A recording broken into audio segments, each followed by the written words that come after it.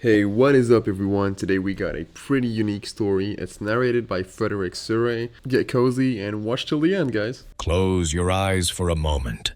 Imagine a being so ancient that the pyramids of Egypt are, to him, a recent memory. Imagine a mind so vast that it can hold the trajectory of an entire species inside it, the way you might cup water in your hands, aware of every drop, every ripple, every tiny current. Imagine standing before something that has walked among the tyrants and philosophers and saints of every recorded era, that has watched empires rise and crumble and rise again, and always moved in the background, shaping, guiding, waiting. Now imagine that this being is slowly dying, has been dying, in fact, for 10,000 years. And imagine that the moment it finally goes quiet, humanity ends. That is the emperor of mankind. That is the God Emperor, the master of mankind, the anathema, the corpse on the golden throne, the undying light of the Astronomicon, the shepherd of the human race, and depending on who you ask, either the greatest hero who ever lived, or the most dangerous thing in the galaxy wearing the face of a man. Welcome to Finn the Emperor, and settle in, because today we are going all the way, not just the broad strokes, not just he got stabbed by Horus, sad. We are going to the very beginning, back before recorded history, back to a primitive village in ancient Anatolia, where a child was born who would one day shape the destiny of every human being who has ever lived or ever will live. Yet we are going to follow him across 10,000 years of secret history. We are going to watch him forge an empire, love his sons, have his heart broken by them, fight the most terrible war in human history, and then sit down on a golden chair and simply not die for the next 10 millennia. This is the story of the Emperor of mankind. Take a breath. Let's go slowly, because this story deserves it. Part 1. Before the beginning. What is he? Before we can talk about what the Emperor did, we need to spend some real time with what the Emperor is. Because the answer is so layered, so wrapped in uncertainty and contradiction, that people have been arguing about it in the lore since the very first edition of Warhammer 40,000.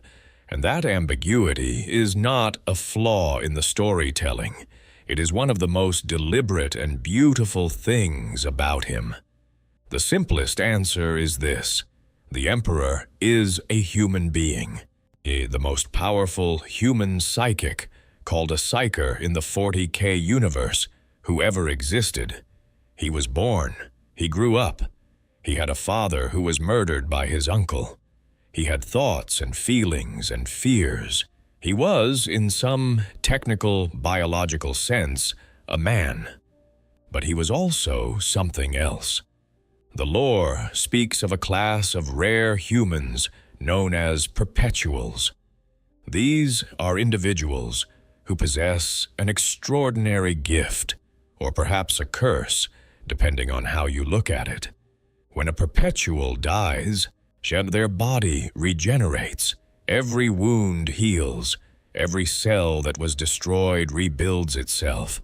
They cannot be killed by conventional means, and even when something truly catastrophic happens to them, something that should end them completely, their consciousness eventually reconstitutes.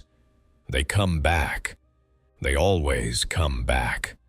The Emperor was a perpetual, meaning that from the very moment of his birth, death was not something that would ever simply claim him, the way it claims everyone else.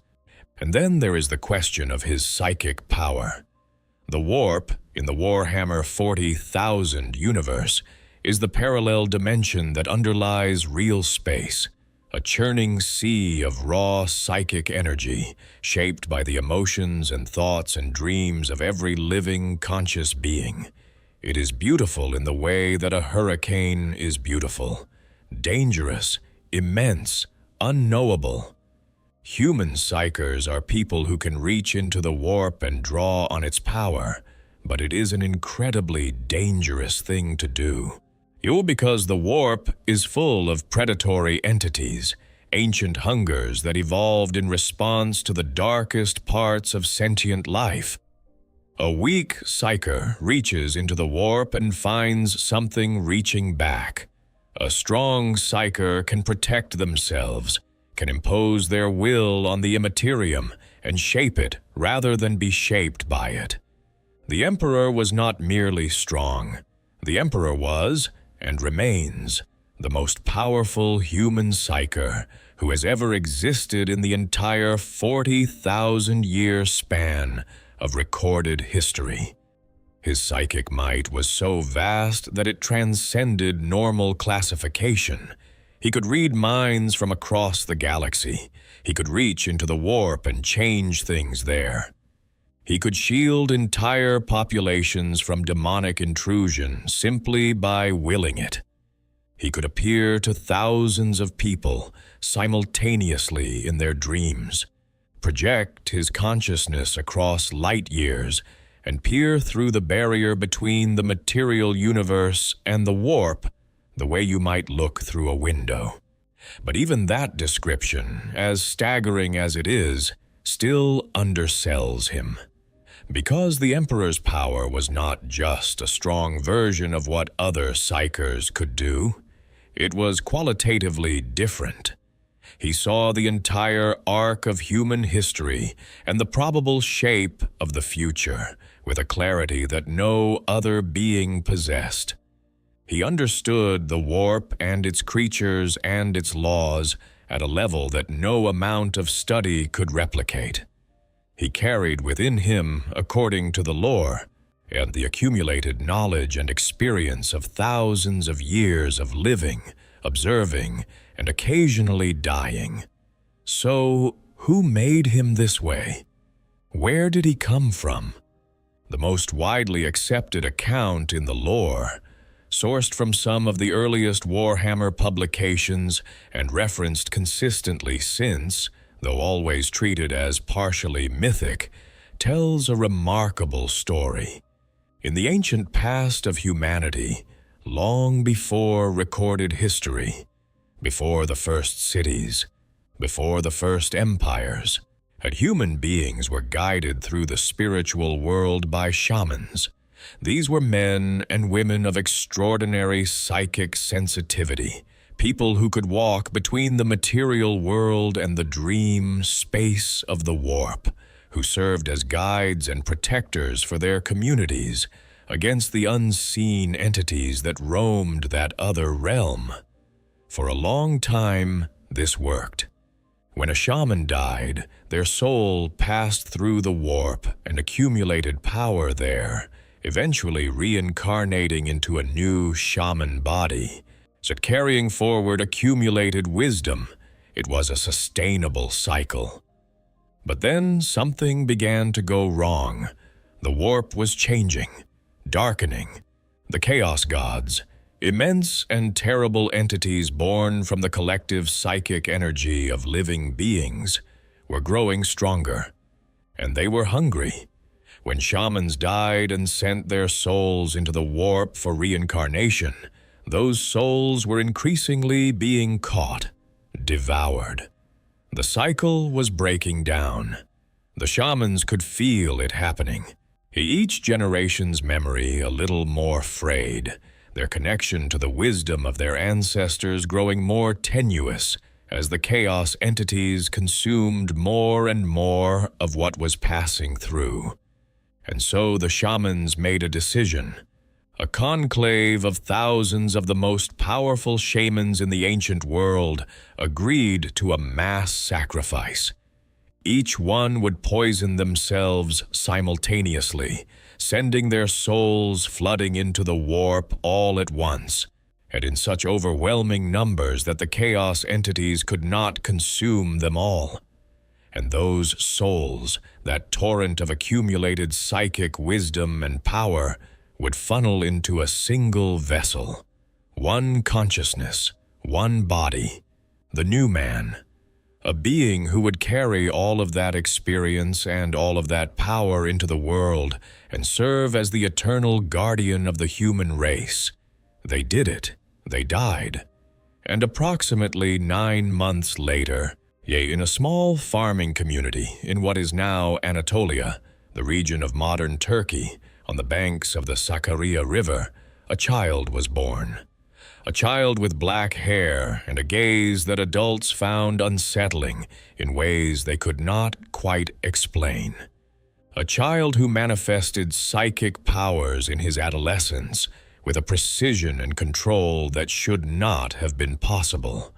A child who, when his father was murdered by his uncle, pressed his hand to his uncle's chest and stopped his heart without a word, without anger, without malice, and understood in that moment that humanity needed law and order and someone with the will to impose it. That child grew into the being who would one day be called the Emperor of Mankind.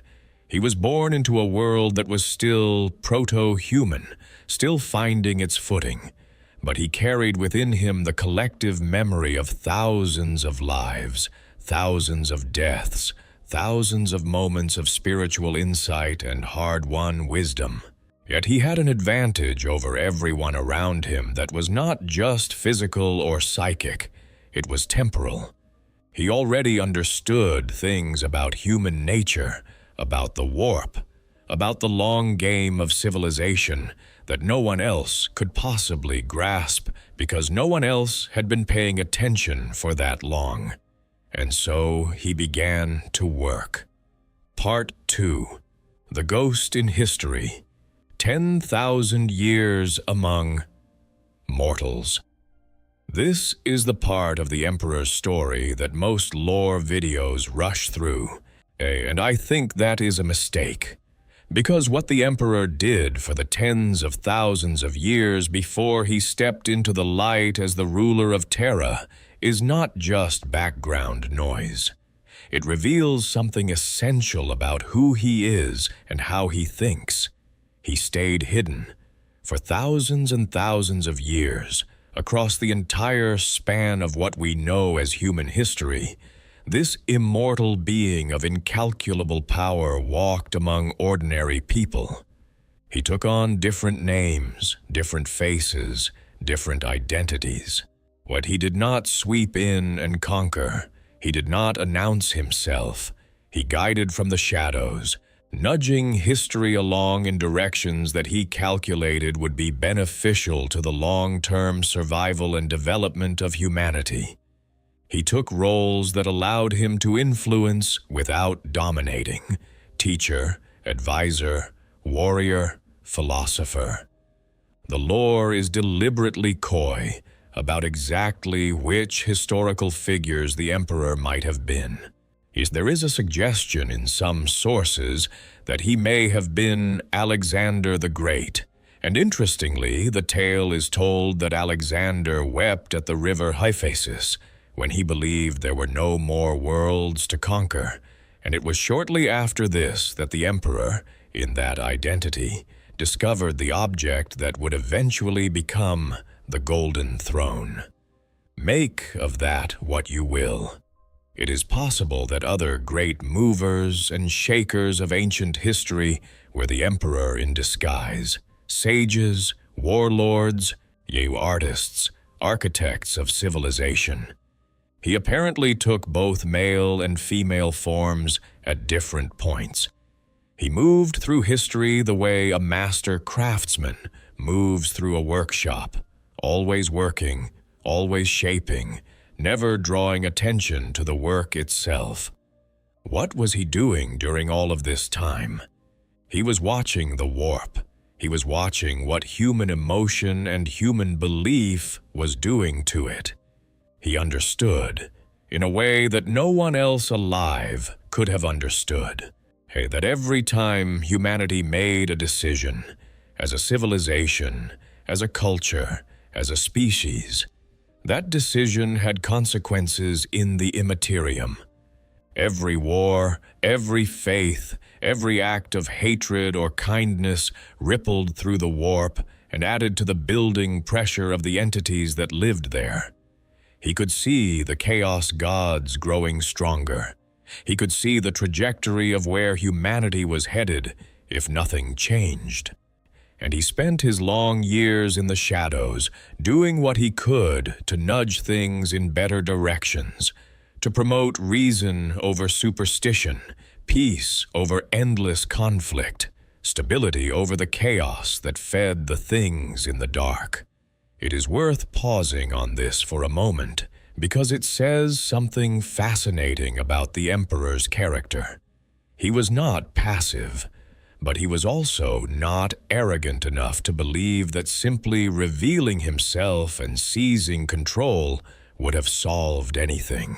Yet he understood that human beings resent being ruled by something they can see is fundamentally different from them, something that doesn't age, doesn't tire, doesn't fear death the way they do. So he moved carefully. He built, he endured, and he learned things about himself along the way. One of the most interesting details in the lore is the journey to Molech. During the dark age of technology, a period of extraordinary human expansion across the stars. Before the catastrophes that came after, the Emperor traveled with a small group of fellow perpetuals to a night world called Molech. And on Molech, there was a gate, a doorway into the warp itself. The Emperor entered it, alone. What happened in there is only partially described in the lore, and deliberately so. What we know is that he bargained with the powers of chaos for something. He traded something, perhaps a piece of himself, or perhaps something else entirely, in exchange for knowledge. The knowledge he came back with included the secrets that would later allow him to create the Primarchs, the methods for engineering life at a level that no ordinary scientist could replicate, the ability to look into the fundamental architecture of a living being and redesign it from the foundations up. He emerged from that gate changed. The exact nature of the change is left ambiguous. But whatever happened in Molech, it was a threshold moment, and it is one of the things that makes him such a genuinely morally complex figure, because whatever he bargained for with the Chaos Gods, whatever he gave up in that transaction, he gave it up in service of a plan he had been developing for thousands of years, a plan he believed would save humanity. And the question of whether the ends justified those means is one the lore never cleanly answers. This willingness to pay terrible prices for the greater good, to sacrifice individuals, to make deals that would horrify lesser beings, to look at the full sweep of consequences over centuries rather than at the immediate human cost, is one of the defining features of the Emperor's personality. It makes him simultaneously inspiring and deeply troubling. He is not cruel. The lore is consistent on this point. He accepts the pain that comes with his decisions with genuine remorse. He is not indifferent to the cost, but he pays it anyway because he can see the alternative clearly, and the alternative is worse. This is a being who has been making those kinds of calculations for the better part of 50,000 years. By the time he stepped into the light of history, in the late 29th millennium, he had been carrying the weight of those calculations for longer than most civilizations had existed. Consider what that does to a person. Part 3. Old Night Falls. Terra at the end of the world. Before we can understand the Unification Wars, we need to understand what Terra had become.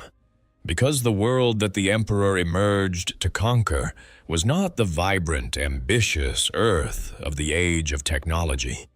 It was something much darker, something that had suffered through centuries of accelerating catastrophe and had come out the other side haunted and broken and desperately violent.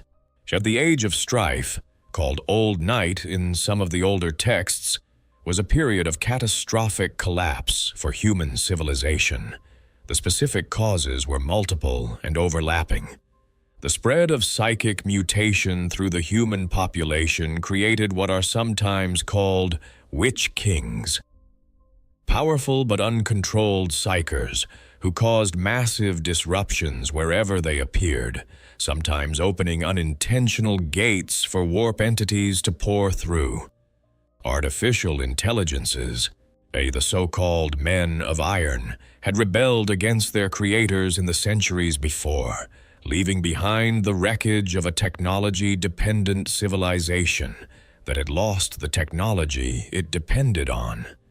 And massive warp storms, caused in part by the slowly building psychic pressure of Slaaneish's eventual birth, cut off the various human colony worlds from Terra and from each other, leaving everyone isolated and afraid. On Terra itself, yet this manifested as a collapse into warring city-states ruled by what the lore calls techno-barbarian warlords. These were not simply political leaders who happened to carry weapons.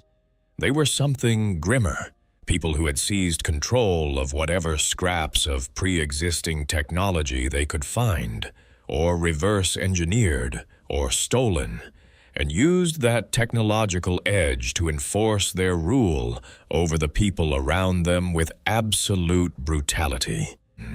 Some of them conducted human sacrifice as a matter of regular governance. Some had access to genetic engineering techniques that they used to create armies of mutant soldiers loyal only to them. Some wielded weapons salvaged from the dark age of technology, things so powerful they could level city blocks, without any real understanding of how those weapons worked or what the consequences of using them might be. Terra was, by the late 29th millennium, a world of poisoned skies, ruined cities, and populations ground down by generations of continuous warfare. The human birthright, the golden age of scientific achievement and interstellar civilization, was a distant and barely remembered dream. The people of Terra had forgotten what it was to live in a world that wasn't at war. And then, the Emperor stepped out of the shadows. Before we get to what the Emperor did, it is worth considering how the people of Terra experienced those centuries of darkness on a personal level. We tend to talk about the Age of Strife in broad strokes: civilizational collapse, techno-barbarian warlords, millions dead. But behind those numbers were ordinary people trying to raise children in a world where the sky was sometimes the wrong color due to chemical contamination, where the cities they lived in were built on top of the ruins of older cities, which were built on top of ruins. Older still, where the religion of one district might require human sacrifice, and the religion of the next district was militantly secular, and both of them would go to war over it every generation. The people of Terra in this period had, in many ways, forgotten what humanity was supposed to be. The great golden age of science and interstellar civilization was not even a memory for most of them. It was something their grandparents' grandparents' grandparents might have heard stories about from people who themselves weren't entirely sure the stories were real. What was real was the wall that needed defending, and the warlord whose favor you needed to stay in, and the quiet practice of whatever faith made you feel less like everything was pointless. And then one day, word spread. A figure in golden armor had arrived from no one was sure quite where, and he was different from the other warlords, and he was winning. He had been preparing for this moment for a very long time. The Thunder Warriors, his first rough-edged attempt at creating genetically enhanced super soldiers, had been built in secret labs over many years. The Custodian Guard, his personal protectors, had been created and trained. Alliances had been quietly constructed with certain powerful Terran factions, like the Terrawat clan, who provided advanced weapons and resources. Malkador the Sigillite, who would become one of the Emperor's most trusted allies, and the man eventually known as the most powerful human psyker after the Emperor himself, had already been brought into the circle of trust. When the Emperor finally revealed himself openly, he did not appear as a mysterious wanderer anymore. Yet he came as a conqueror with an army. A specific kind of conqueror, though. One with a vision and a plan, and the patience to use diplomacy where it would work, and overwhelming force only where it wouldn't. The Thunder Warriors deserve a moment of real attention here.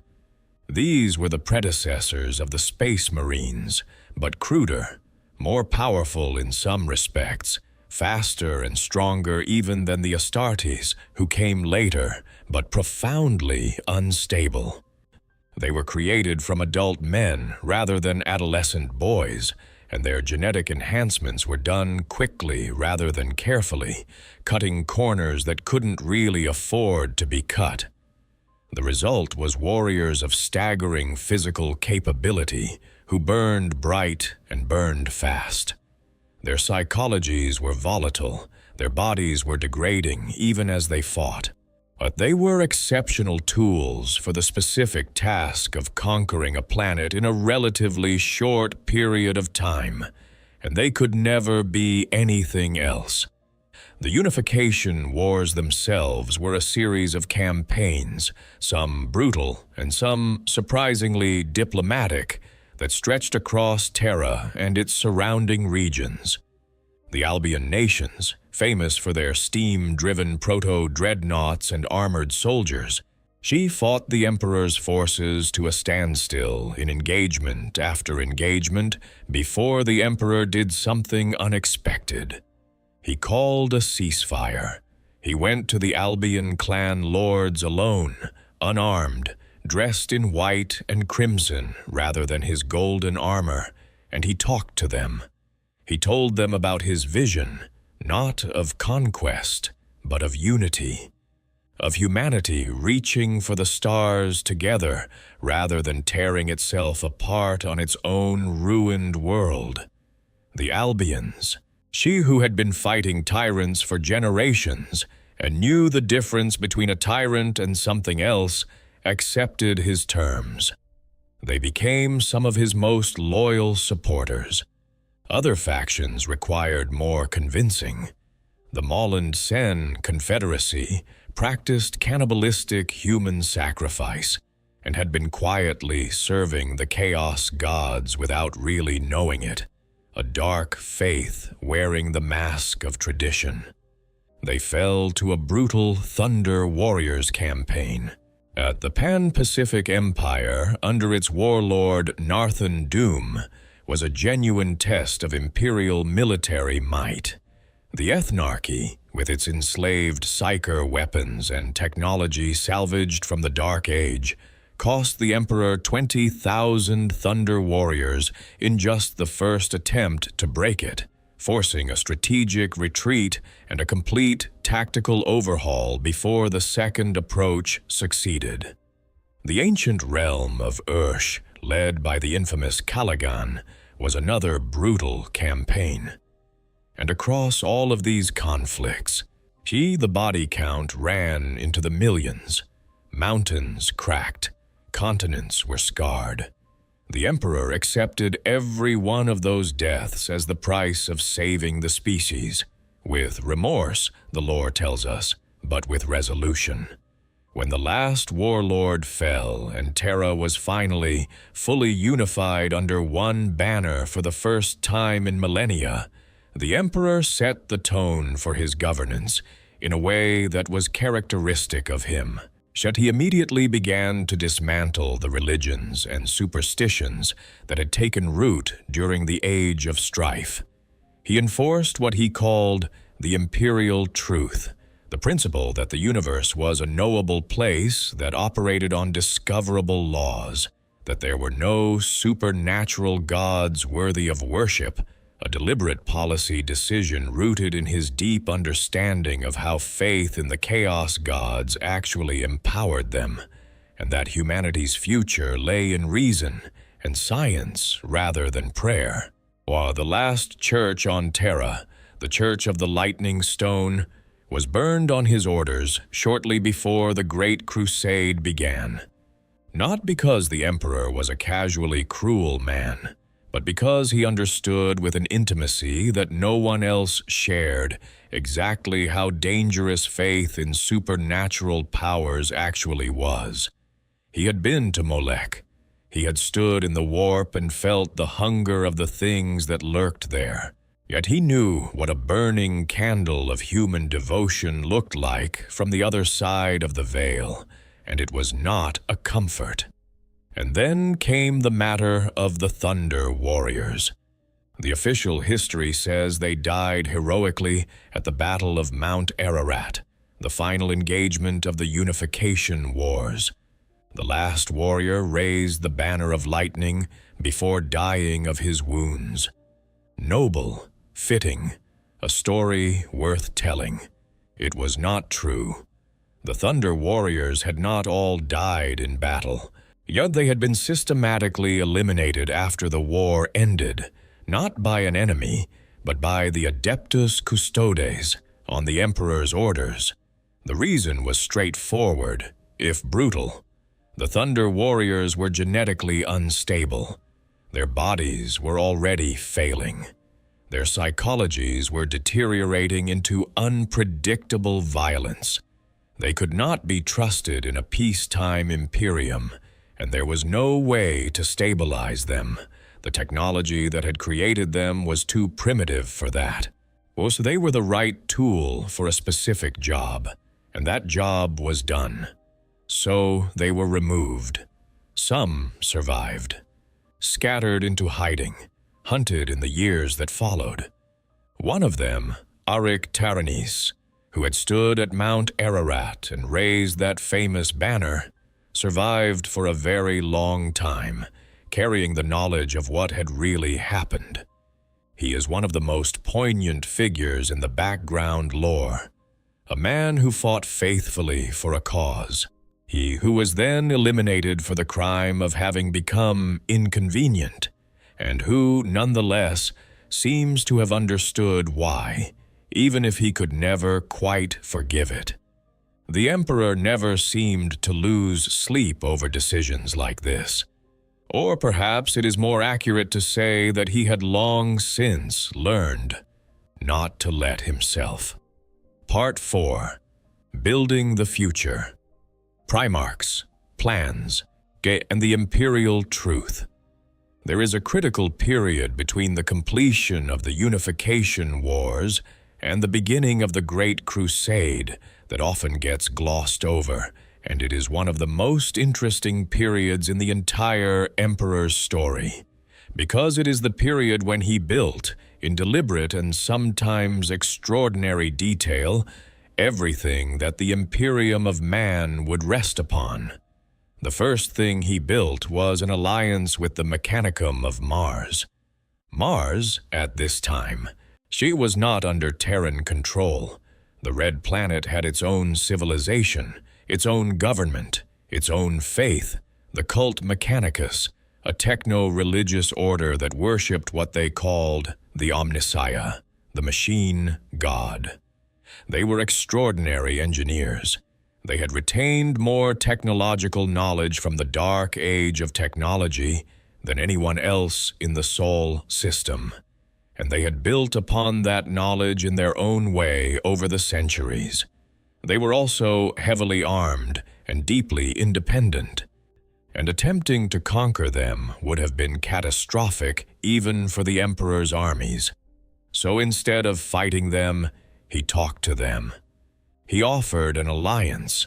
He would recognize their autonomy, their religious practices, their ownership of the forge worlds they had seeded across the galaxy. In return, they would provide the Imperium with the full weight of their manufacturing capability, their technological expertise, and their loyalty. And as part of the agreement, he offered them something that appealed to their deepest beliefs.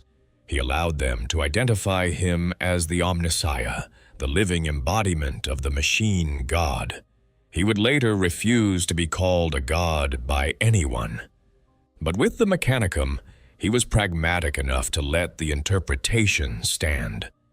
The irony of the man who enforced atheism across Terra, allowing himself to be worshipped as a divinity on Mars, is one of those delicious contradictions in the lore that rewards careful attention.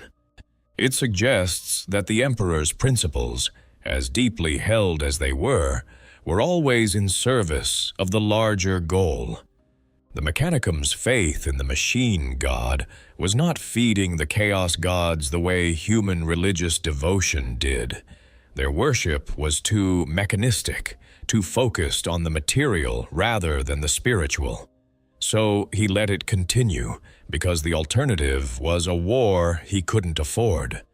With Mars secured, with the Sol system beginning to fall under Imperial control, and with the Treaty of Mars signed and its enormous industrial resources flowing to his cause, the Emperor turned to the project that had been in planning for a very long time. The Primarchs. 20-odd years into the Unification Wars, work had already begun.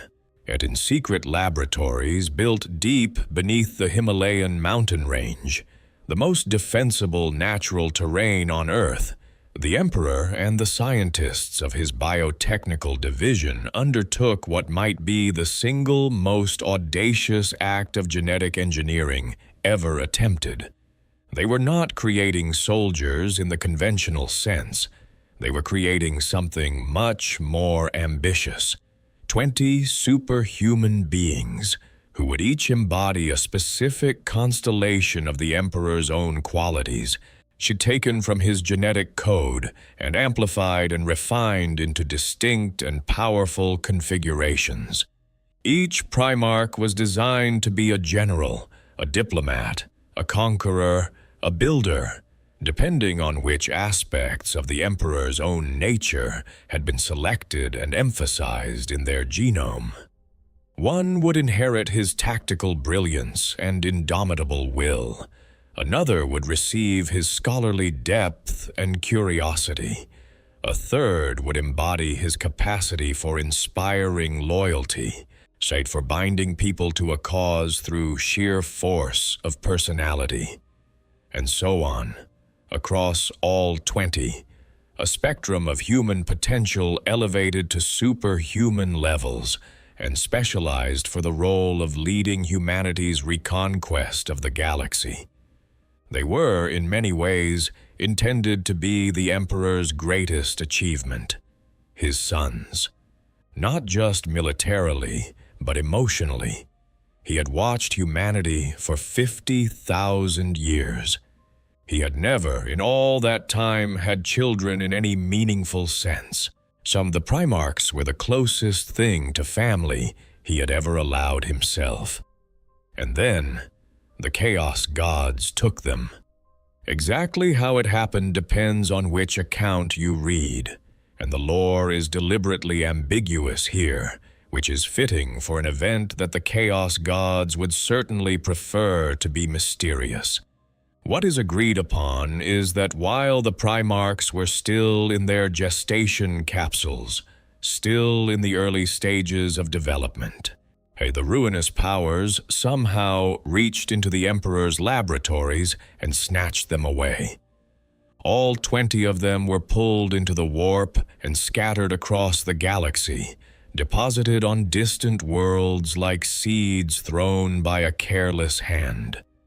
The Emperor was devastated, but he did not stop working. He still had the genetic material, the samples, the sequences, the templates from which the Primarchs had been made. And from those templates, he created something a step below the Primarchs themselves, the Space Marines. The Legion is Astartes, 20 legions of warriors, each one built from the gene seed of one of the lost Primarchs, each one physically and mentally extraordinary, though not quite reaching the heights of the Primarchs themselves. Where a Primarch was a demigod, a Space Marine was something more like a perfected warrior, still human, still mortal, still subject to most of the limitations of ordinary life, but hardened and enhanced to a degree that put them far beyond the capability of any unaugmented soldier. The process of making a Space Marine was lengthy, painful, and not always successful. Young men, specifically young men, because the genetic modifications were designed around the male body, were selected from among the best physical and psychological specimens available. They were implanted with a complex series of engineered organs over a period of years, and their bodies slowly reshaped by the modifications until they emerged as something genuinely different from what they had been. The process could kill them at any stage. Many recruits didn't make it through. Those who did found themselves with enhanced strength, enhanced perception, a redundant circulatory system, a second heart, bones reinforced to near indestructibility, the ability to survive in environments that would kill ordinary humans, and a psychology reshaped by the experience into something focused and relentless and loyal. The Emperor also built, during this period, the Astronomicon. The Astronomicon is one of those things that sounds like a detail, but is actually fundamental to understanding what the Emperor is and what he's doing. It is a psychic beacon, a lighthouse, if you want to use the simplest possible metaphor, that exists in the warp and allows warp-capable ships to navigate. Without it, traveling through the warp is like sailing across an ocean with no stars, no compass, no landmarks, nothing to orient yourself by except the churning chaos of the Imperium itself.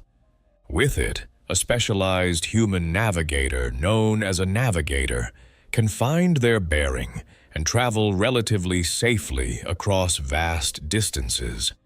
It was built on Terra.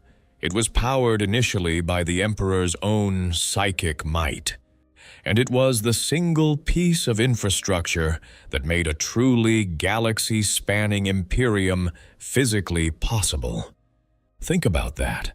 The existence of every human world in the Imperium, the ability of the Imperial Navy to send ships anywhere in the galaxy, the capacity for the Imperium to communicate and trade and send armies across light years of space. All of it depends on a single psychic lighthouse maintained by a single entity sitting in a basement underneath a palace on a single planet. While the Emperor knew, when he built the Astronomicon, that this would make him the indispensable linchpin of the entire civilization he was creating. He built it anyway, because the alternative was a civilization that couldn't hold together over astronomical distances, and that was no civilization at all. The imperial truth, the foundation of the Imperium's social philosophy, is worth dwelling on as well.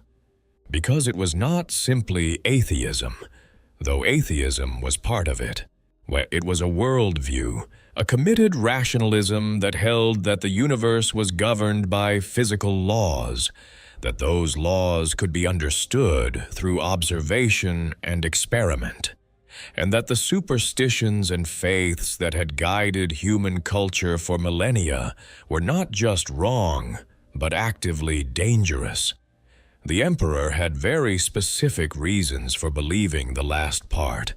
He knew in his bones, in the deep tissue of his 50,000-year-old understanding of the warp, that human faith in supernatural powers was not metaphorically dangerous.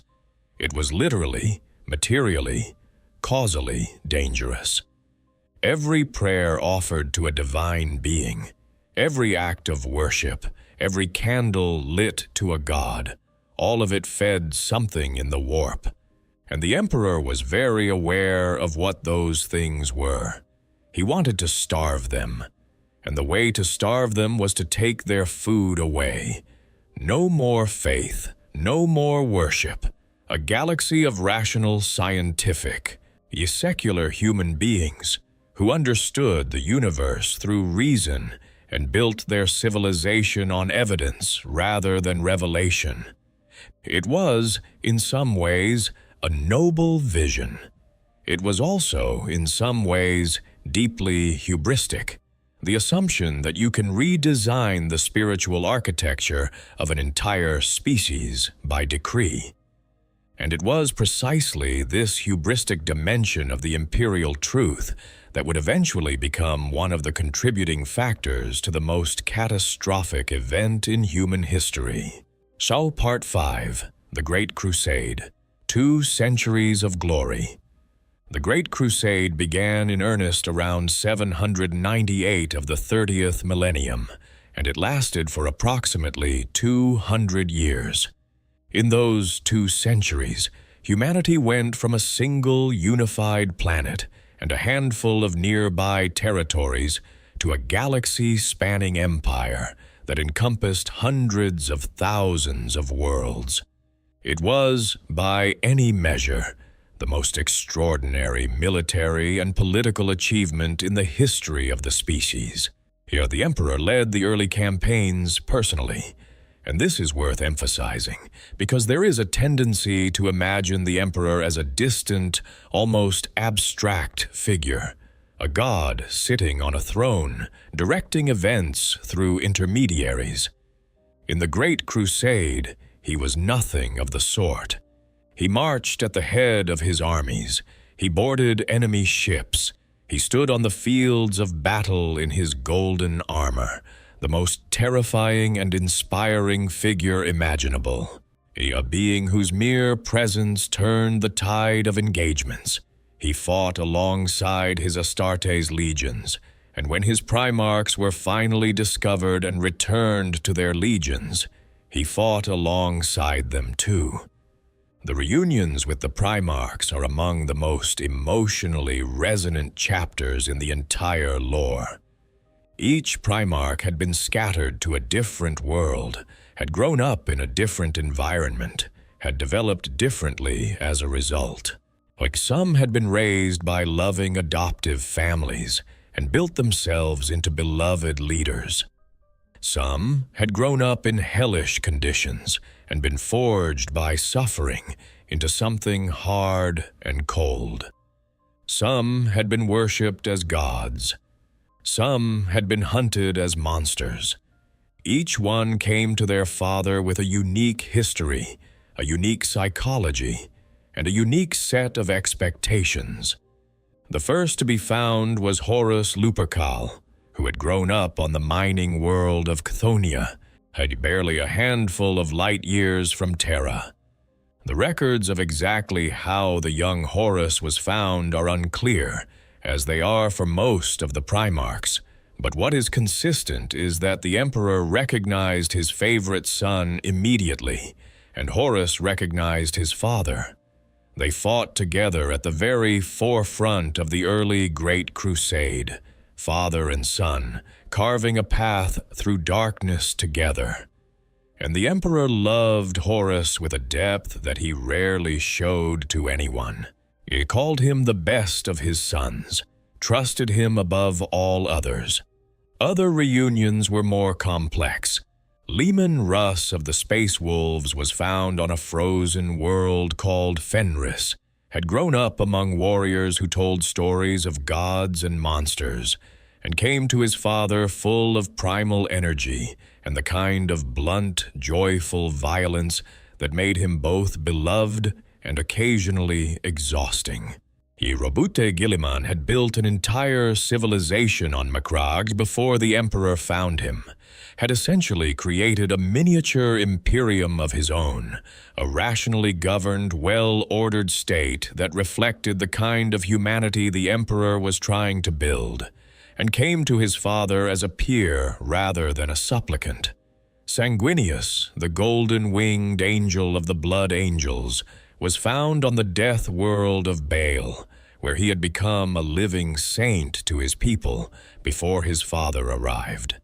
Magnus, the Red of the Thousand Suns, was a being of extraordinary psychic power who had grown up on the arid world of Prospero, devoted himself to knowledge with an almost manic intensity, and came to the Emperor full of questions and a love of the warp that would eventually become catastrophic. And then there were the others whose stories grew darker over time. Angron, who had been a gladiatorial slave on the world of Nuceria, had nails, the butcher's nails, drilled into his brain. Devices that suppressed all emotion except rage and made him a killing machine of extraordinary effectiveness and extraordinary suffering. Curs of the Night Lords, who had grown up in the lightless nightmare of a world called Nostramo, had become a vigilante of absolute brutality, governing through fear and executing criminals in ways that traumatized entire populations. Lorgar of the Word Bearers, who had been raised as a priest and believed to his core that humanity needed gods, and who had already come to worship his father before he even met him. The Great Crusade itself was a colossus. At its peak, it involved over 4,300 expeditionary fleets operating simultaneously across the galaxy. Xenos civilizations were contacted, assessed, and either incorporated or destroyed. Human colonies that had survived the Age of Strife in isolation were reunited with the greater human family, sometimes joyfully, sometimes violently, so depending on how much they had changed in the intervening years. Worlds that had been ruled by alien overlords were liberated, technologies were rediscovered, entire swaths of the galaxy that had been dark and silent were lit up again with imperial banners and the sound of human voices. The Emperor was at the center of it. He did not simply direct. He participated, he investigated, he showed up personally on worlds where something interesting was happening. He met aliens and had real conversations with them. He moved through the Great Crusade with an energy that was unmistakably that of a being who had been waiting for this opportunity for a very long time and was determined not to waste a moment of it. But the Great Crusade was also costing something. The Primarchs were remarkable, but they were not simply obedient tools. They were individuals, complex, proud. She often conflicted individuals who had grown up apart from each other and from their father, and who had been developing their own identities, their own philosophies, their own ways of leading for decades before they came together. The legions they led were enormous, hundreds of thousands of warriors who had developed distinct cultures and loyalties over the years. And as the crusade stretched on across 2 centuries, frictions developed. Rivalries, resentments. Otperturabo of the Iron Warriors had been assigned the most thankless role in the crusade: siege work, garrison duty, the grinding, unglamorous labor of holding what the faster, more celebrated legions had conquered. and the sense that he was being overlooked in favor of more favored brothers ate at him like acid. Magnus the Red had been warned repeatedly not to use sorcery, warned that his casual relationship with the warp was dangerous, and had nodded along and then continued to do exactly what he wanted because he was sure he was clever enough to manage the risks. Lorgar was preaching emperor worship to every world he brought into compliance, building enormous cathedrals and turning conquered populations into devout believers. And the emperor had been patient with this for a very long time, perhaps too long. And always, beneath everything, the Chaos Gods were working. They had been working from the beginning. Why, the scattering of the Primarchs had been their act, and it had not been a random act of spite. It had been strategic. By raising the Primarchs on specific worlds, under specific conditions, the ruinous powers had been able to shape their psychologies in subtle ways. The resentments, the obsessions, the particular vulnerabilities of each Primarch had not developed entirely by accident. The ground had been carefully prepared. At the high point of the Great Crusade, and the moment just before everything began to go wrong, was the Ulanor Crusade. A massive green-skin empire, the largest of its kind ever encountered, had established itself in the Ulanor system, dominating a vast region of space with a civilization built on violence and conquest in the most straightforward way possible. The Emperor gathered the greatest concentration of military force the Crusade had ever assembled and went there personally. The campaign was magnificent. The greenskins were broken. The overlord of Ulanor, the largest and most powerful of their kind, was killed. The Imperium celebrated. And then the Emperor did something that, in retrospect, was either deeply wise or deeply short-sighted, depending on how you look at it. He announced that he was returning to Terra, that the Great Crusade would continue under a War Master, a supreme commander who would lead in the Emperor's name, and that War Master would be Horus. Part 6, The Seeds of Betrayal, Lorgar, Horus, and the Long Road to Ruin. The appointment of Horus as War Master was not universally celebrated. Other Primarchs had their opinions. Some thought the honor was deserved. Some thought it was not. Some were simply confused about why the Emperor was returning to Terra at all, after 2 centuries of crusading alongside his sons. He did not fully explain himself, which was characteristic of him. He tended to share information on a need-to-know basis, and he apparently judged that his Primarchs did not need to know the full scope of what he was working on. What he was working on was the Webway project.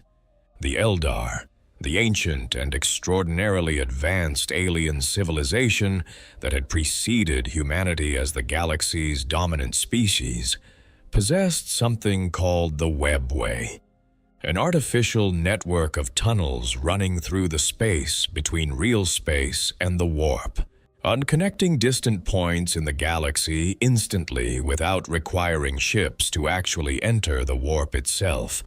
The Eldar used it for instantaneous travel. The Emperor wanted it for humanity.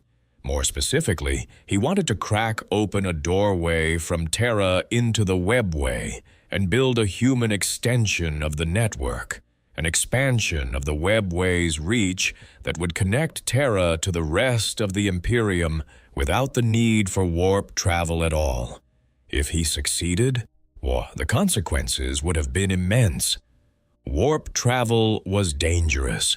It exposed ships and crews to the horrors of the immaterium, to the predations of demons, to the temporal instabilities that made travel by warp unpredictable and occasionally lethal. A Webway connection would eliminate that entirely for the worlds it served.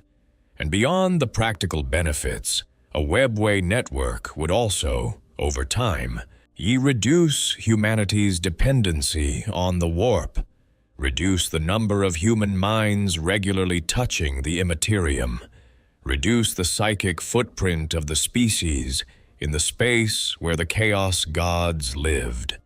It was, in essence, a way to slowly strangle the ruinous powers of one of their primary sources of food.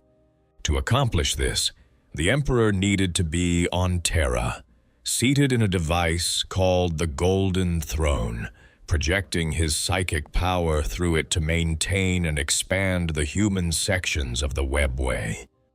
The work required his constant, focused attention.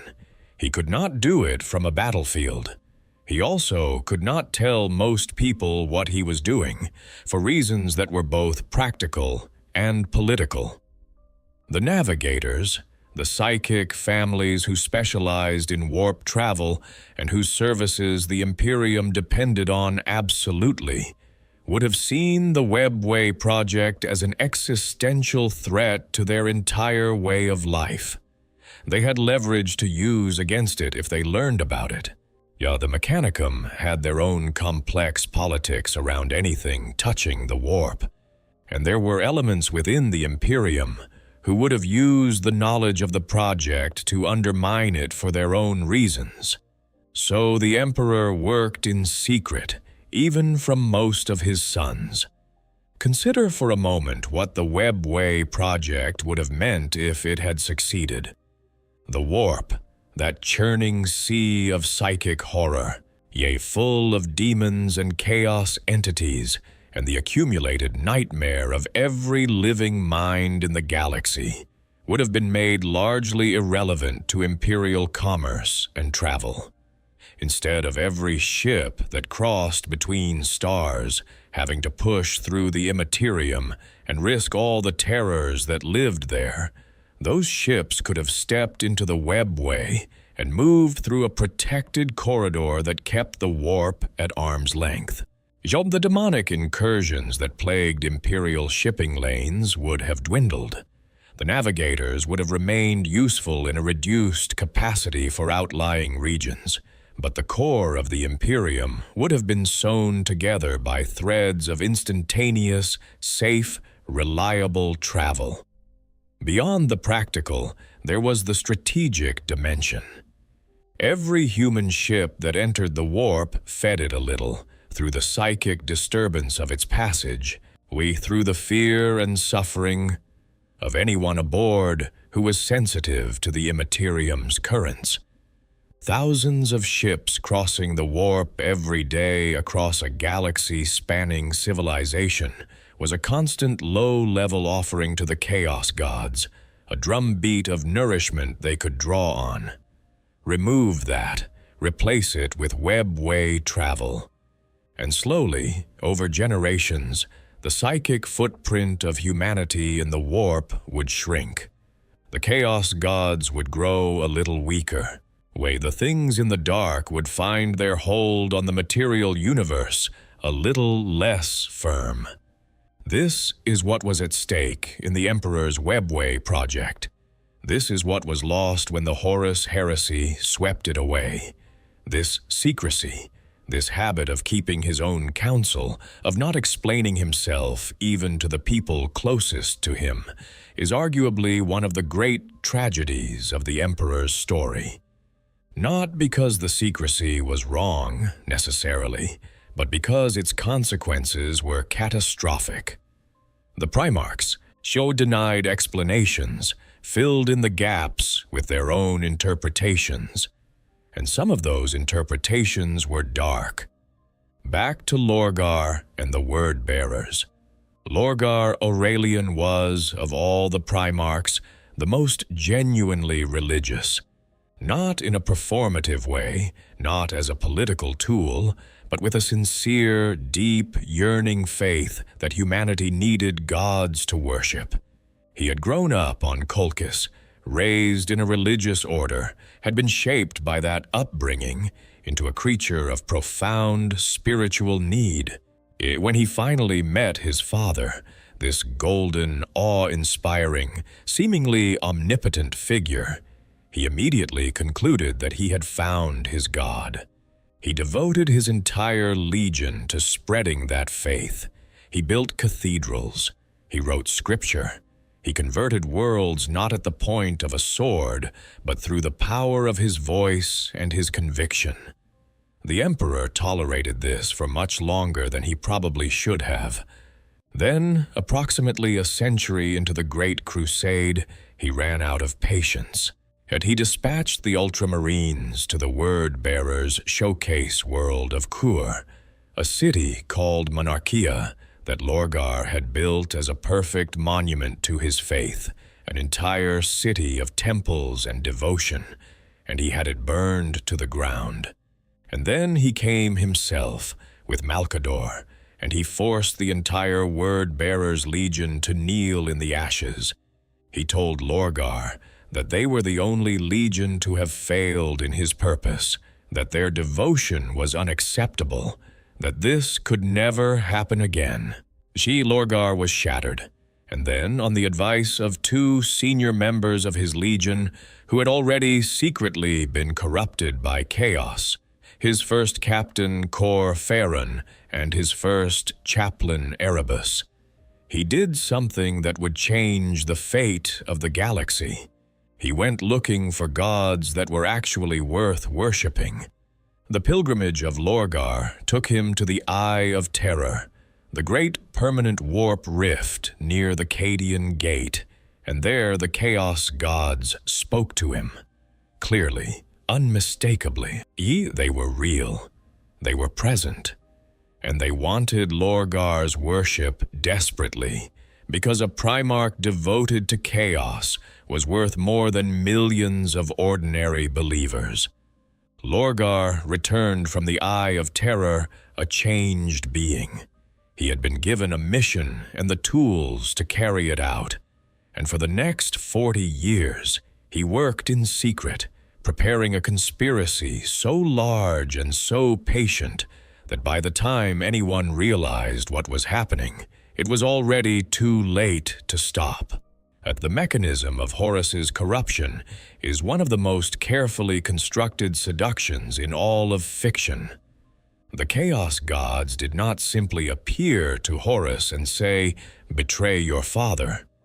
They worked through intermediaries, through carefully manufactured circumstances, through the exploitation of existing resentments and vulnerabilities. Horus was taken to a moon called Davin, where he was injured in battle and taken to a chaos-tainted healing temple. Yet in the spiritual realm, where his consciousness wandered while his body was being worked on, he was shown visions, specifically visions of a possible future where the Space Marines, rather than ordinary humanity, ruled the galaxy, where the Primarchs were gods and the Emperor was worshipped as one.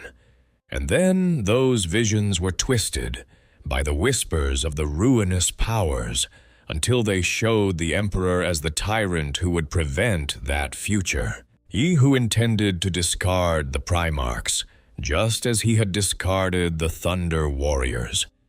It was a lie. But Horus, already carrying the resentments that had been carefully cultivated over decades, believed it. Or perhaps it is more accurate to say that some part of him wanted to believe it.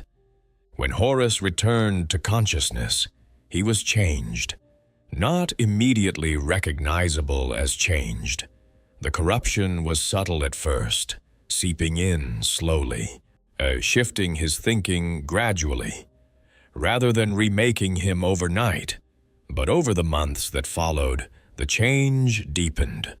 Horus began to reach out to his brother Primarchs, testing their loyalties, exploiting their grievances, finding the cracks in the structure that Lorgar had spent 40 years carefully preparing, and driving wedges into those cracks. It is worth sitting with the tragedy of Horus for a moment. Because it is easy to reduce him to simply the villain of the piece, the betrayer, the traitor, the archfoe, But the lore is more sophisticated than that, and the most compelling reading of Horus is as a man who was genuinely extraordinary and genuinely beloved, and who was destroyed by a combination of his own pride, the careful manipulation of forces that had been working on him for a very long time, and the failure of his father to communicate honestly with him. What the resentment that chaos exploited in Horus was real. He had given everything, 2 centuries of unceasing warfare, of bleeding for his father's dream, of serving as the tip of the spear in the most grueling military campaign in history. And his father had returned to Terra without explanation, handed command of the crusade to him with the title of War Master, and then essentially disappeared into a project he wouldn't discuss. Horus had been the Emperor's most beloved son, the one who campaigned at his right hand, the one he called the best of all his children. And then, suddenly, the Emperor was absent. Behind walls, doing something he wouldn't explain, to people he wouldn't name, for reasons he wouldn't share. Any normal person, confronted with that, might feel something like abandonment. Horus was not a normal person. He was a Primarch, with a Primarch's pride and a Primarch's certainty in his own judgment. And Chaos found that wound and pressed on it with infinite patience and precision. The Horus who knelt before the Chaos gods at the end of his corruption was not simply a man who had chosen power over loyalty. He was a man who had been convinced, through a carefully constructed lie, that his loyalty had already been betrayed, that the Emperor's project was not for humanity's benefit, but for the Emperor's own perpetuation of power, and that everything the Great Crusade had accomplished was being stolen from the Primarchs who had won it. The tragedy is that by the time the Chaos gods were done with him, there was no part of the original Horus left to save. The being who fought the Emperor at the end of the siege of Terra was not the Horus who wept with his brother Sanguinius over a bottle of wine and promised to always stand for humanity. That Horus had been consumed utterly. What was left was a vessel, and it wore his face and used his memories like weapons, but nothing of who he had been remained inside it. 9 Primarchs ultimately turned against the Emperor. Their legions went with them. The word-bearers, of course, who had been conspiring for decades. The Iron Warriors, ground down by resentment. The Night Lords, always half feral. The Emperor's children, whose obsession with perfection had found a terrible outlet in Slanesh. The World Eaters, whose brains were already half consumed by the Butcher's nails. The Death Guard, the Sons of Horus, the Alpha Legion, whose motives remain genuinely unclear to this day. And, in one of the great tragedies, the Thousand Sons, whose Primarch Magnus the Red ultimately allied with Horus, not out of corruption, but out of wounded pride and a desperate fear of what the Emperor might do to his legion and his world. The opening act of the Horus heresy was the drop site massacre at Istvan V, and 3 legions were sent to bring Horus to account, but 4 of the legions sent to reinforce them had already secretly turned. The Loyalists landed on Istvan V expecting backup. Instead, they were shot in the back by their own side. Thousands of Space Marines died in those hours. The Iron Hands, the Salamanders, the Raven Guard were broken as fighting forces in a single day of cascading betrayal. The Horus heresy had begun in earnest. Part 7, The War That Shook Heaven, From Istvan to Terra. What followed over the next 9 years was the most catastrophic conflict in human history. Not in the 40,000 years after, the actual history that the setting covers, but in all of recorded time, going back to the very origin of civilization. More than 2 trillion people died before it was over. 4.6 trillion, if you count the populations purged afterward for suspected taint. What half of the Space Marine legions turned against the Emperor, half of the great Forge worlds fell to the traitors. The warp itself raged and churned with the intensity of the conflict. On Terra, the Emperor sat on the golden throne and continued his webway project for as long as he could. This is important, and it tends to get lost in the drama of the heresy. The Emperor was not idle during this period. He was not simply sitting and watching. He was fighting his own war, a war invisible to almost everyone, in the corridors of the webway beneath the Imperial Palace. Because when Magnus the Red had used sorcery to break into the Imperial Palace's psychic wards and warn the Emperor of Horus's betrayal, a catastrophic own goal that destroyed the webway shields and allowed demons to flood in, the Emperor had been forced to divert enormous psychic resources to containing the demonic incursion within the webway. Yet he sent the Custodian Guard and the Sisters of Silence into the webway to fight the things that had flooded through. He maintained the psychic barrier that kept those things from spilling out into the material world, into the heart of the Imperial Palace, into Terra.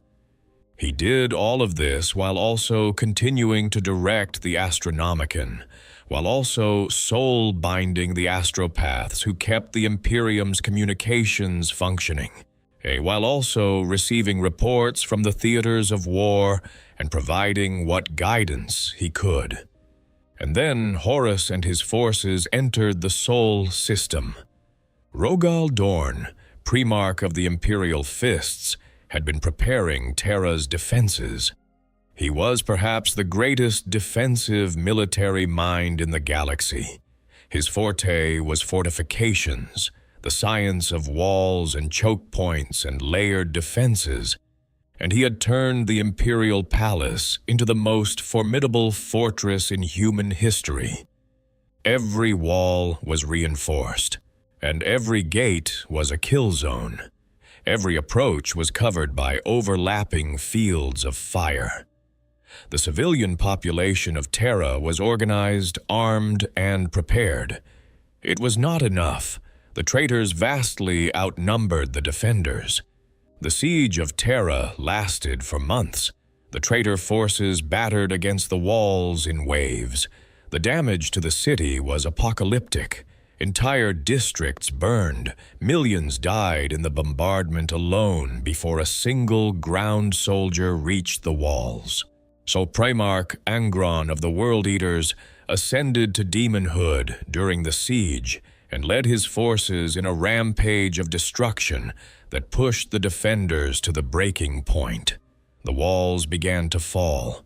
The outer defenses cracked, then shattered. The traitors pushed deeper and deeper into the palace. The Emperor remained on the golden throne. He could not leave. If he left, the webway wards collapsed, and the demons flooding through the breach beneath the palace would pour out into the material world. He sat and felt every death on the walls above him and could not go to fight beside his people. Sanguinius, the golden-winged Primarch of the Blood Angels, came to him.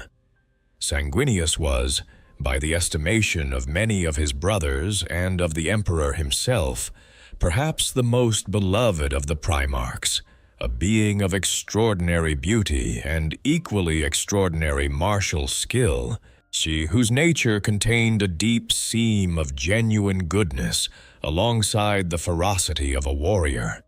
He had had visions of his own death. He knew what was coming, and he came to his father anyway. When Horus finally lowered the void shields on his flagship, a deliberate act, a challenge, an invitation to the final reckoning, the Emperor made his decision. Malcador the Sigillite, already dying from the effort of a lifetime of psychic service, took the Emperor's place on the golden throne. And he sat in that seat and held the wards with everything he had left, knowing it would kill him. The Emperor teleported to the vengeful spirit, with Sanguinius at his side and Rogal Dorn. Horus had grown during the years of the heresy into something almost beyond reckoning. He had been given the blessings of all 4 chaos gods. He had absorbed dark power at every step of his rebellion, and what had once been the Emperor's most beloved son was now an entity of enormous and terrible potency, a vessel of chaos in its most concentrated form. He was not simply Horus anymore. He was Horus with the full weight of the ruinous powers behind him. Sanguinius fought him first on the bridge of the vengeful spirit. He fought for what felt like an eternity, his wings torn, his armor shattered, his body pushed past every limit. He could have surrendered, he could have knelt, he could have joined Horus. And Horus, the entity wearing Horus's face, so carrying Horus's memories, offered him that choice, perhaps sincerely, perhaps as a taunt. Sanguinius refused, and Horus killed him. When the Emperor arrived on the bridge and found his son's broken body, something happened in him that the lore suggests was a kind of grief so profound it became a physical force in the warp. And then the Emperor and Horus fought. The details of that battle are presented across multiple accounts, and always with a sense of inadequacy. The feeling that words are insufficient to describe what the clash of 2 such beings actually looked like. It was not a conventional fight. It was as much a psychic battle as a physical one. 2 consciousness of enormous power trying to unmake each other.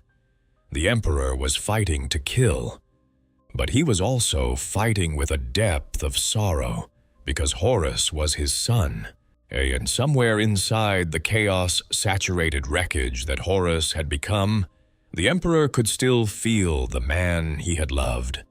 There was a moment, described in some accounts, where the Emperor could have ended it sooner, could have killed Horus quickly, before the fight had cost him so much.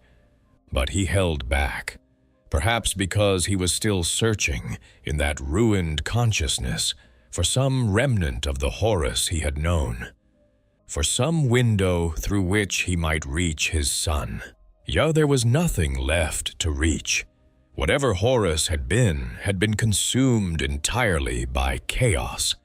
And when the Emperor finally saw that with terrible clarity, when he stopped looking for Horus and saw only a warp-saturated weapon wearing his face, he struck with everything he had. Horus died. The Emperor survived, just barely. He was broken. His body had been destroyed in ways that even a perpetual could not simply recover from. The wounds were so severe, so specifically targeted at the parts of him that powered his healing, that the regeneration that should have saved him could not function properly. Rogal Dorn found him on the bridge, found his broken body and the body of his son, and brought him back to Terra. Malcador died shortly after the Emperor returned to the Golden Throne, consumed by the effort of holding the wards in his absence. The Emperor was placed on the throne permanently, and the machinery of the dark age of technology that underlay the device was modified by the Mechanicum to serve as life support, to keep his body functioning, or at least minimally viable, even as his consciousness expanded fully into the warp. He has not moved since. Part 8, The Golden Throne, 10,000 years of living death. The Golden Throne is one of the most important objects in all of Warhammer 40,000 lore, and it is genuinely unsettling when you think carefully about what it is and what it does. At its most basic level, it is a machine, an extraordinarily advanced machine from the dark age of technology, built using techniques that the mechanicum of the 41st millennium has entirely lost the ability to replicate or fully understand. It was originally designed as a portal mechanism, a device that could open a doorway into the Aeldari webway and allow human access to that network. Yet in the years before the Horus Heresy, the Emperor had modified it into the nexus of his Webway project, using its psychic amplification capability to project his consciousness into the Webway and defend the human extension of the network from demonic incursion. After the Siege of Terra, that project was abandoned. The Webway extension was sealed, the demonic incursion contained, and the Golden Throne was converted into something different, a life support mechanism for a god who refused to die. So combined with a psychic amplifier of extraordinary power that allows the mind contained within it to reach across the galaxy. The body that sits in the Golden Throne is, by the time of the 41st millennium, barely recognizable as human. 10,000 years of slow decay have reduced it to a desiccated ruin, skin like dry parchment stretched over bones that glow faintly with the psychic energy passing through them, eyes that are either closed or absent. Yet the machinery of the throne integrated with what remains of the physical form at a level so complete that it is difficult to say where the machine ends and the person begins. The life support systems keep the biological remnant alive by the most technical definition of the word. It is not living. It is something between existing and not existing, held in a state of perpetual near death by the combined effort of the machinery and the Emperor's own will. And yet, inside that decaying shell, the Emperor's mind is fully active. He is in the warp, not entirely. Some portion of his consciousness is anchored to his physical form, and that anchor is what allows the machinery to maintain him. But the greater part of his awareness exists in the Imperium, doing things there that no one else could do, and no one else can fully perceive or understand. He maintains the Astronomicon, or rather, he directs the energy of the Astronomicon, shaping and targeting the psychic beacon that allows warp navigation across the galaxy. Without his direction, the Astronomicon still functions to a limited degree, powered by the sacrifice of psychers. But it becomes unfocused, unreliable, a beacon that gives navigators a direction, but not a clear bearing. The Astronomicon's range, when functioning properly, covers approximately 50,000 light-years, roughly 2/3 of the Milky Way. The eastern fringe of the galaxy, the furthest reaches, fall outside its reach, which is one of the reasons those regions are so poorly integrated into the Imperium and so dangerous to navigate. And even within its range, navigating the warp without the Astronomicon would be like trying to cross an ocean without the stars. Possible, technically, but enormously more dangerous and far less reliable. The maintenance of the Astronomicon requires sacrifice. Around 1,000 psychers per day are brought to the Astronomicon's chamber and drained of their life force to power the beacon, each one contributing to the enormous psychic output required to maintain the signal across those distances. The black ships, Massive vessels that travel the Imperium continuously, collecting psychers from the worlds they visit, are one of the most feared and necessary elements of Imperial infrastructure. Fear. Yeah, because being collected by the black ships effectively means death, either on the way to Terra or in the service of the Astronomicon. Necessary, because without that constant supply of sacrificed psychic life, the beacon dims. 10,000 psychers are maintained in the Astronomicon's chamber at any given time. Up to 100 die every day. The ranks must be continuously replenished. The number of required sacrifices has been increasing over the millennia as the Emperor's physical form continues to degrade and requires more and more energy to maintain. By the late 41st millennium, some accounts suggest that 4 times the original number of psychers are required daily compared to what was needed in the immediate aftermath of the Horus heresy. Think about what this means. The Imperium of mankind, the civilization built on the Emperor's vision of rational, secular, free humanity, is sustained by a mechanism that sacrifices thousands of people per day to feed a dying god. The Emperor himself, who once firmly insisted he was not a god and had no desire to be worshipped, is now effectively what the Imperium treats him as, the divine center of a religious civilization that cannot exist without his ongoing sacrifice. He also does other things from the throne, and he soulbinds astropaths, the psychic communicators who allow the Imperium to send messages across light years by projecting consciousness through the warp, a process that involves direct psychic contact with the Emperor's consciousness and burns away the astropath's ability to physically see in exchange for psychic sight and a degree of protection against warp predation.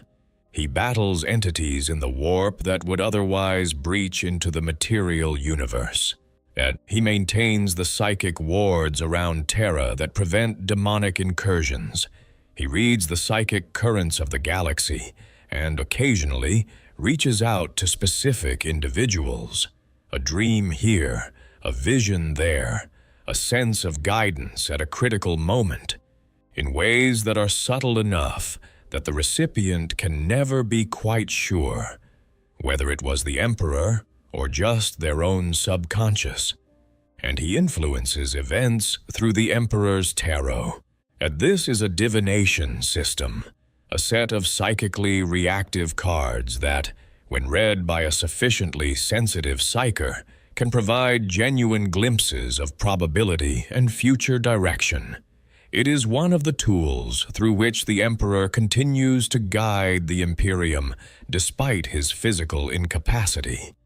The High Lords of Terra, the council of senior officials who actually govern the Imperium day to day in his name, receive interpretations of the tarot as part of their decision-making process. Yet whether the guidance comes from the Emperor's active will or simply from the warp currents he maintains is unclear, even to those doing the reading. There is something deeply strange about the structure of the Imperium when you step back and look at it from a distance. It is governed, nominally, by a man who cannot speak, cannot gesture, cannot make eye contact with anyone, cannot issue direct orders. So the High Lords of Terra interpret what they believe to be his will from a combination of psychic consultations, traditional precedent, and their own political interests. They often disagree. They often manipulate that ambiguity for factional advantage. Wars have been fought, real wars with real casualties, over disagreements about what the Emperor would have wanted. Yet entire institutions of the Imperium justify their existence by reference to a will that has not been clearly communicated for 10,000 years. This is not a stable system. It has never been a stable system, but it has somehow held together. Across 10 millennia, through black crusades and tyrannid invasions and civil wars and demonic incursions and the occasional resurgence of a renegade primarch, and because something at the center of it, something generated by the Emperor's continued presence in the warp, provides enough coherence to keep the whole edifice from collapsing entirely. The Adeptus Custodes deserve mention here because they are one of the most poignant elements of the Emperor's current situation. The Custodian Guard, 200 times more powerful than a standard space marine, while each one a unique individual crafted through years of intensive modification rather than the more industrial process that produces Astartes, were made to be the Emperor's personal companions. They were designed to be with him, to talk to him, to serve him as people rather than simply as warriors. They were not supposed to be standing watch over a rotting body in a machine. 10,000 years of doing exactly that has shaped the Custodes into something simultaneously magnificent and melancholic. They are warriors without equal in the Imperium. They are also, in a very real sense, mourners. Every one of them knows what their master once was. Every one of them knows that what they guard now is a shadow of that. And they guard it anyway, with absolute dedication, because the Emperor asked them to, in the last moments when he could ask anyone anything. The talisman of 7 hammers, installed at the Emperor's own direction by the Primarch Vulcan deep in the Golden Throne's machinery. She represents perhaps the starkest measure of how the Emperor thought about his own situation. It is a device designed to destroy not just the Golden Throne, not just the Imperial Palace, but the entirety of Terra, to simply end the throne world if the Golden Throne fails and the warp breaks through. Better to eliminate the heart of the Imperium entirely than to allow it to become a conduit for demonic forces that would pour through an undefended portal at the center of human civilization. It is an architectural last resort, and the Emperor put it there himself. The man who built his own kill switch and then built a bomb under the capital city of his own empire in case he failed was always thinking about contingencies, always playing the long game, even in failure. There is also the matter of the faith. The ecclesiarchy, the institutional church of the imperial creed, the formal organization of emperor worship, is an extraordinary irony. Yet the emperor spent his entire pre-heresy existence fighting against human religious faith, burning churches, enforcing atheism, insisting with every tool at his disposal that religion was a dangerous superstition that fed the things in the warp. And then, in a chain of causation rooted in the very war that broke him, the religion he hated most, worship of himself specifically, became the official state religion of the civilization he founded. Written by Lorgar, spread by the heresy, formalized in the centuries after by political necessity, the imperial creed became the spiritual foundation of the Imperium. And here is the deepest irony. It seems to be working, or at least it seems to be providing some real protection. The faith of billions and trillions of people directed toward the Emperor does something in the warp. The Emperor's presence there, vast, complex, shaped by 10,000 years of continuous existence in the immaterium, has grown. He may indeed be, by the standards of the 41st millennium, something that deserves the title of God more genuinely than when the ecclesiarchy first bestowed it. Not because he chose it, but because the faith of an entire species pressed it upon him whether he wanted it or not. Part 9. The Great Question.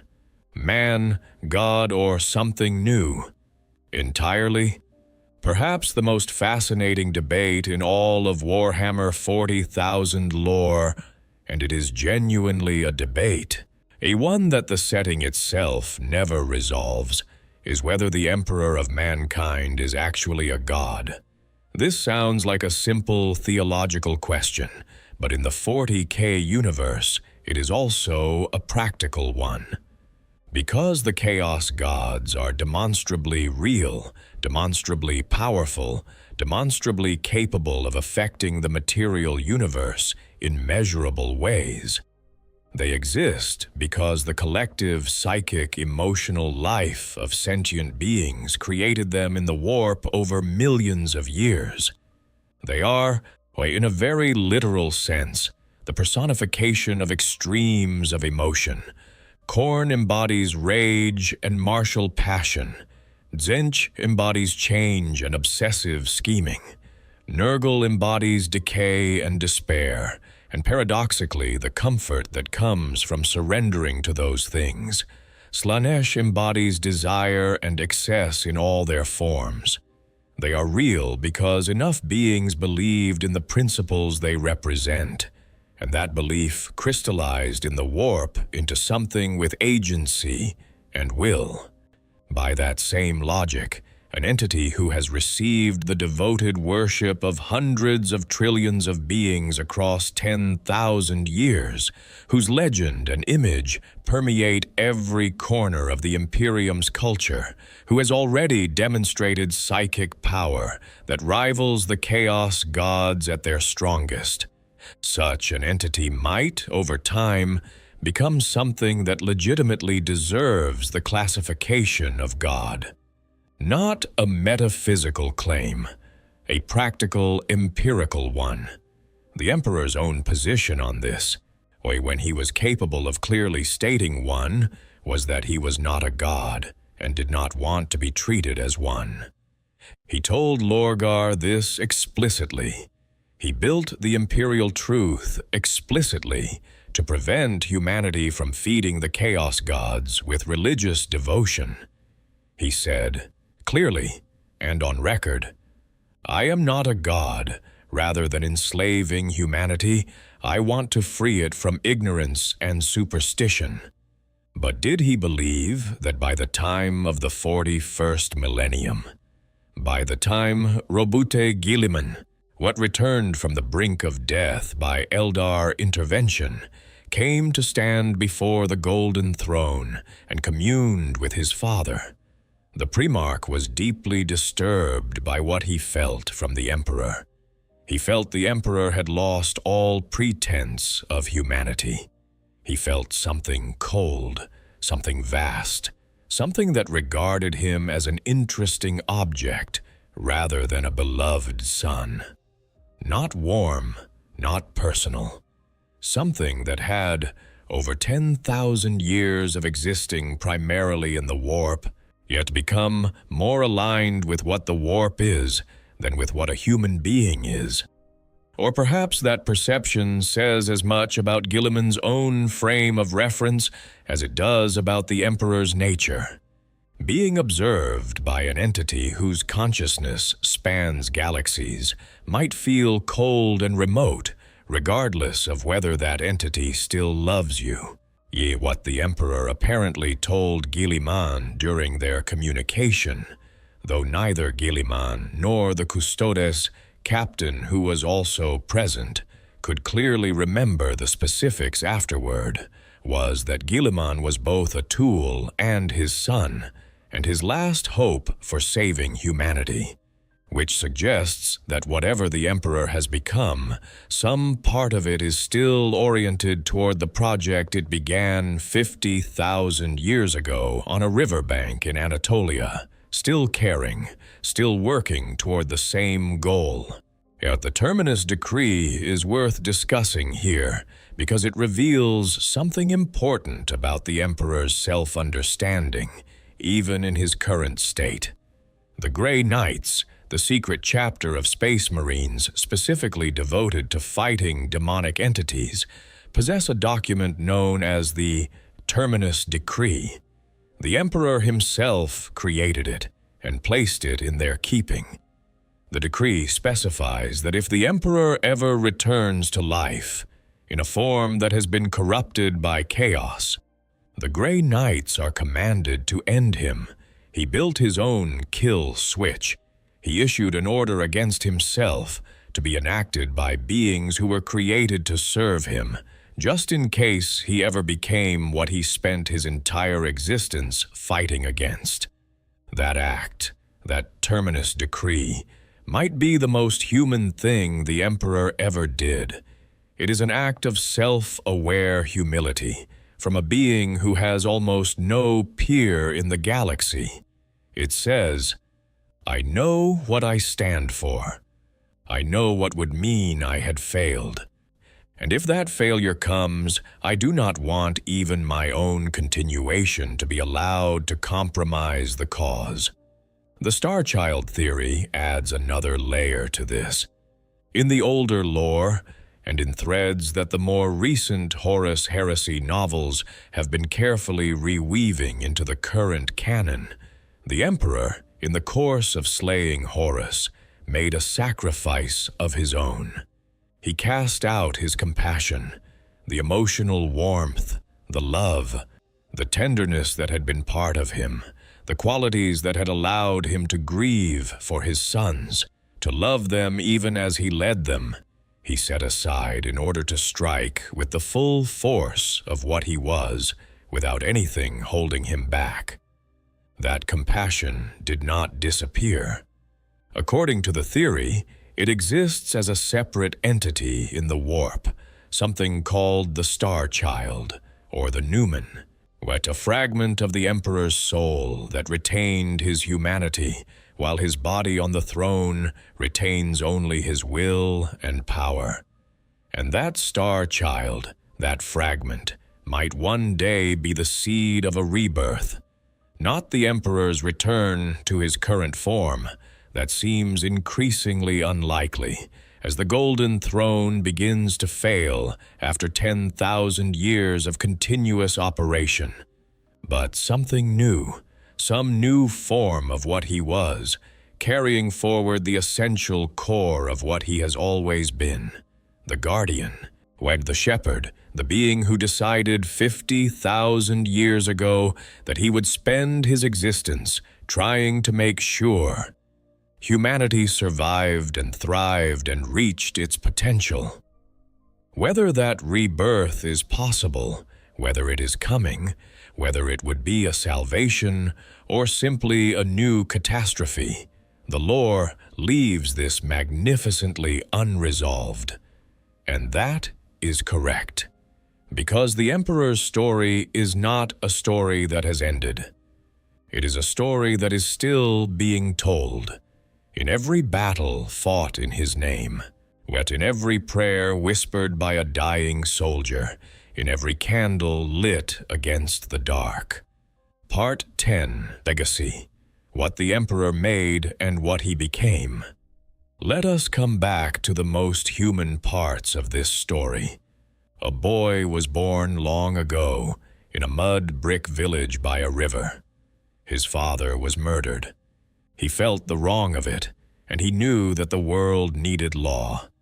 He left his village and never looked back, and spent 50,000 years trying to give humanity the framework it needed to survive in a universe full of things that wanted to eat it. He made mistakes.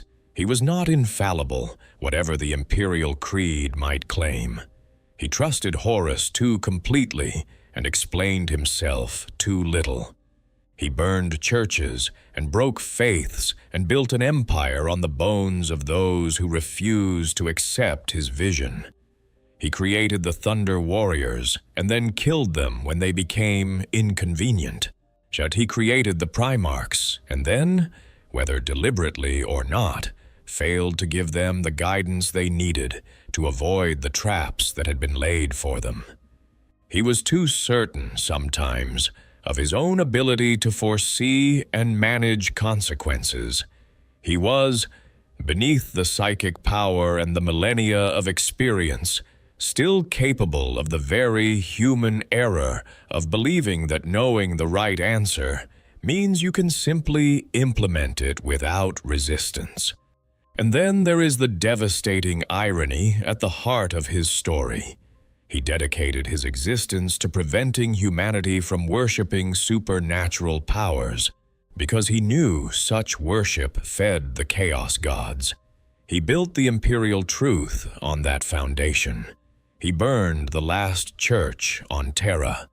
And as a direct result of the Horus heresy, which his own mistakes contributed to, humanity is now the most devoutly religious it has ever been, and with trillions of people worshiping him as a god every single day. The very thing he worked hardest to prevent is the thing his failure produced. And it is possible, the lore suggests it is probable, that this mass faith, directed at his presence in the warp, is one of the things keeping him alive and keeping the chaos gods partially contained. There is a particular kind of cosmic cruelty to this irony that the Emperor, if he is still aware enough to perceive it, must appreciate with a deeply complicated emotion.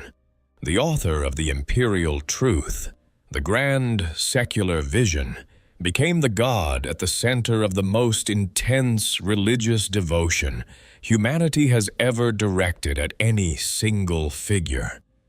The man who burned churches is worshipped in cathedrals that make those burned churches look like sheds. The being who told Lorgar, "I am not a god, stop worshipping me," is now the subject of the Lectitio Divinitatus, the holy text written by Lorgar specifically, being chanted in services conducted by priests who were themselves inspired by Lorgar's word-bearers tradition. Lorgar, the architect of the Horus heresy, the Primarch who devoted himself to chaos undivided and spent the rest of his existence trying to destroy the Imperium he helped corrupt. Lorgar is, in the most bitterly ironic possible sense, the founding theologian of the Imperial Creed. The religion that sustains the Imperium spiritually was written by its greatest traitor. The Emperor protects, people say, and he does it in part through the faith encoded in words penned by the son who betrayed him.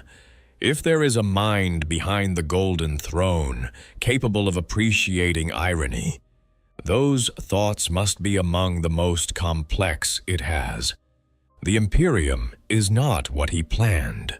The Imperium is not what he planned. But the people in it, the guardsman who holds the line against a tide of demons on a world whose name he will never know, the tech priest who tends the engines of a ship crossing the warp between stars, the child who grows up hearing "the Emperor protects" and deciding to become something that can make that promise more true. Those people are the continuation of everything he spent his existence trying to protect. Not abstract humanity, specific people, specific lives, yet specific moments of courage and kindness and stubborn refusal to give up in the face of a universe that is, by design, trying to end them. That is what the Emperor made. Not the institution, not the Imperium as a political structure. The people. All the people who have lived and died under the light of the Astronomicon, who have not been consumed by chaos or devoured by alien predators or drowned in the warp, who have had the chance to exist and love and hope and struggle. Because something ancient and broken and extraordinary refuses, at the very deepest level of its will, to stop holding the line. The Emperor protects. The universe did not become what he wanted it to become. The Imperium is not the rational, secular, free society he envisioned. It is an empire of fear and faith and oppressive hierarchy, maintained by the threat of violence. Governed by a bureaucracy so vast, it has become a kind of entity unto itself. The technology that should have been humanity's foundation has become the mystified province of a religious order who do not fully understand it anymore. The Space Marines, who should have been humanity's protectors, have fractured into hundreds of competing chapters, some virtuous and some corrupt, serving an emperor who can no longer speak to them directly. So the galaxy itself has been torn partially open by the great warp rift called the Cicatrix Maledictum, and humanity fights for survival on 1,000 fronts simultaneously. None of this is what he planned, and yet humanity survives. After 10,000 years of a darkness that should have consumed it, humanity is still here, still fighting. The Astronomicon still burns. The Imperium still stands. The Space Marines still march. And somewhere in the depths of a golden machine, beneath a palace on a world called Terra, the consciousness of a being who was born 50,000 years ago in a village by a river is still working, still protecting, still refusing to let go. The Emperor, for all his failures, achieved the one thing he set out to achieve above all others. Humanity has not been destroyed, has not been consumed by chaos. Has not disappeared into the void of history the way so many species before it have disappeared. It endures. Is that enough?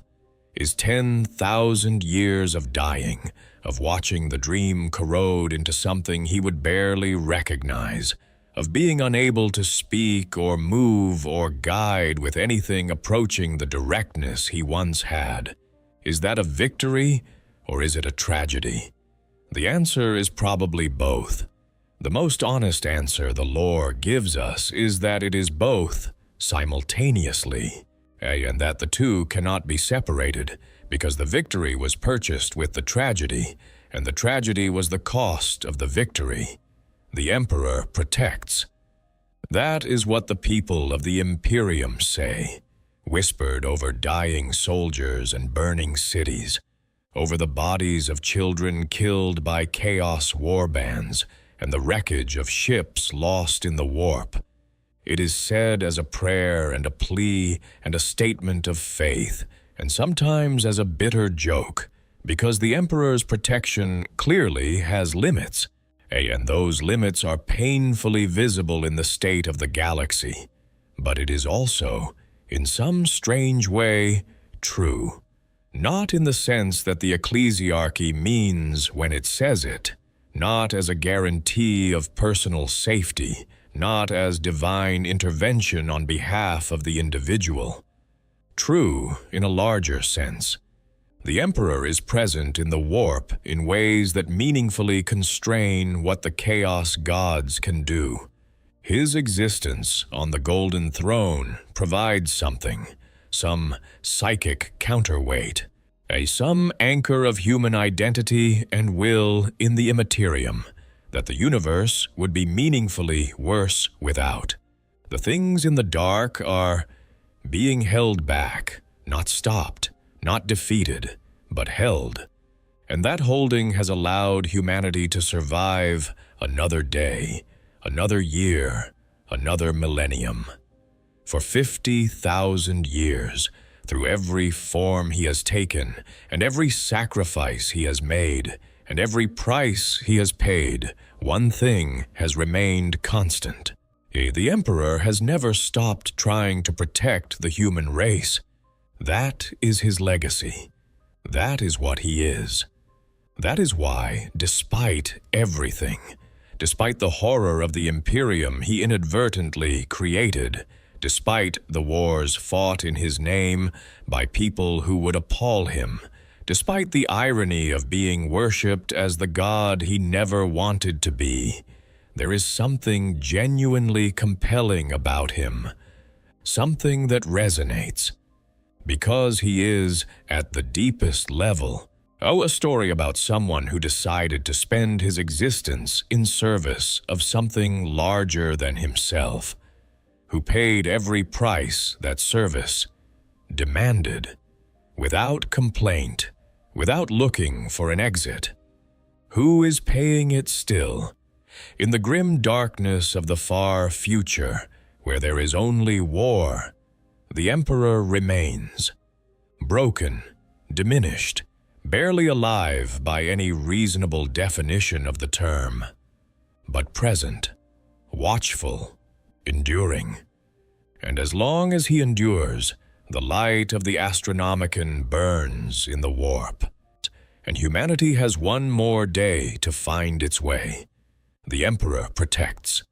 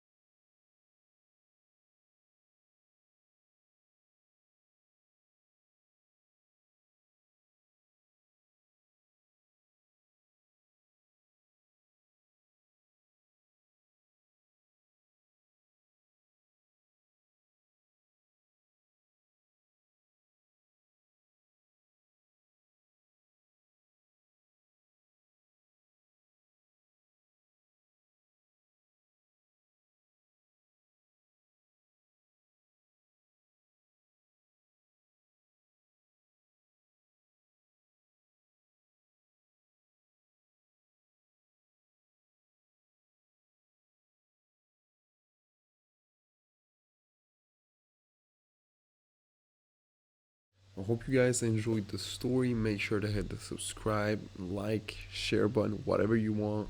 Give me some feedback if there's any. And yeah, sleep well.